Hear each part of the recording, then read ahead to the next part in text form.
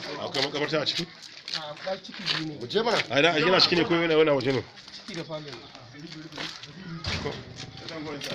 Tsana ku tsanan. Yan tafi ne kurku ne. Jiyona. Buɗe window. Ka bude.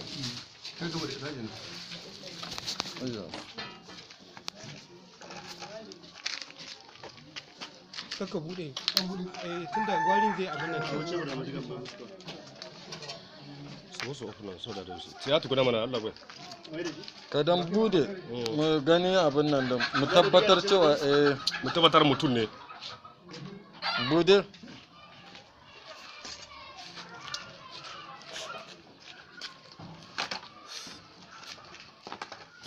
Na zuwa.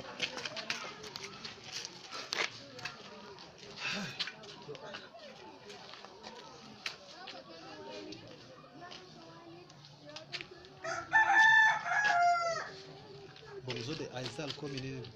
Wallahi ba. Ba ku zo da shi ba? Ba.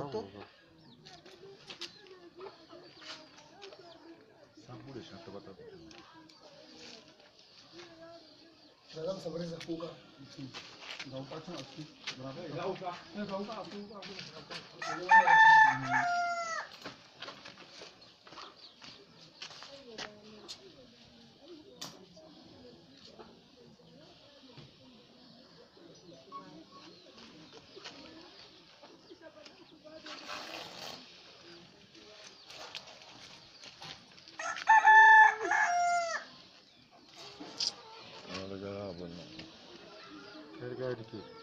Wannan na kan shi ne ko?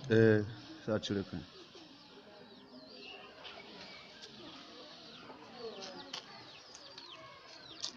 What that is? Leave there. Shikenan. Shikenan.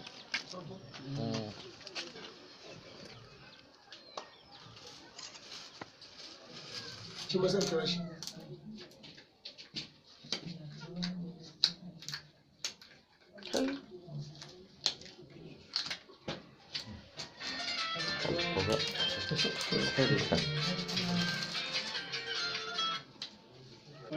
Ka dan bude mu gani abin nan da mu tabbatar cewa mu tabbatar mutum ne. Bude. Sunana Abubakar Alladiya.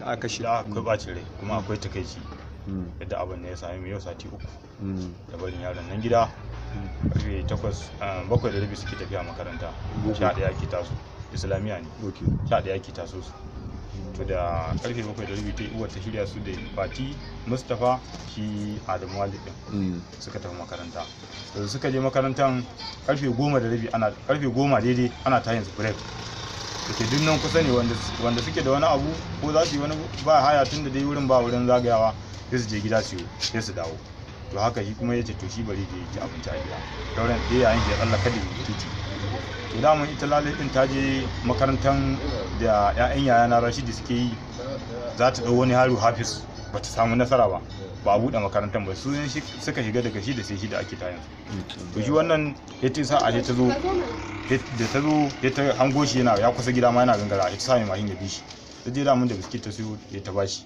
ta ce wali hau ya ta dora shi a mashin saboda bai san ta ba zai ita ta san hukuncin da doka ta tanaza akan irin miyagu masu irin wannan laifuka haka gwamnati ita san duk abin da za ta yi musu na hukunci kuma muna roƙon gwamnati ta taimaka ta yi mana adalci a cikin wannan abu da Allah.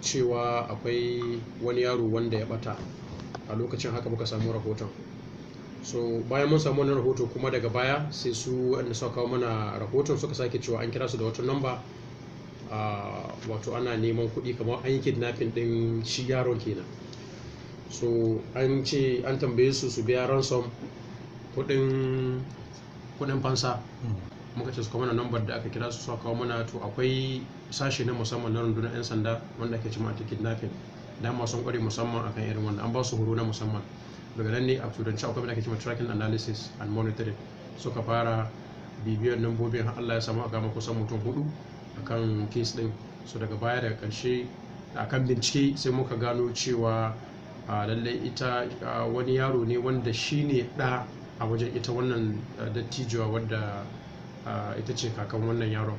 Da muka kama shi ma muna ci gaba da bincike, ya ce mana to ai mamar shi ce, ita wannan dattijuwa ita ce ta ce yayi wannan. So da muna bincike muka samu bayani cewa ashe yaron ya fito ne zai je islamiyya, yaron dan shekara 5 ne, sai suka haɗa baki da mamar da shi dan nata suka yi kidnapping din shi suka kai shi gida, suka kuma tambayi kuɗin fa, sai suka kashe yaron. Bayan sun kashe shi kuma suka binne shi a cikin ɗaki, suka tona rami suka binne shi. A nasu dalili ba a kawo kuɗin ba, sun jira babu kuɗin, sannan kuma yaron zai iya gane su, shi yasa suka tone wannan rami suka binne shi. To mun je ha wannan gida sun kai mu inda aka tone suka binne yaron, mun kuma ciro shi. Da muka ciro shi muka hannunta shi a wajen wato su iyayen nashi.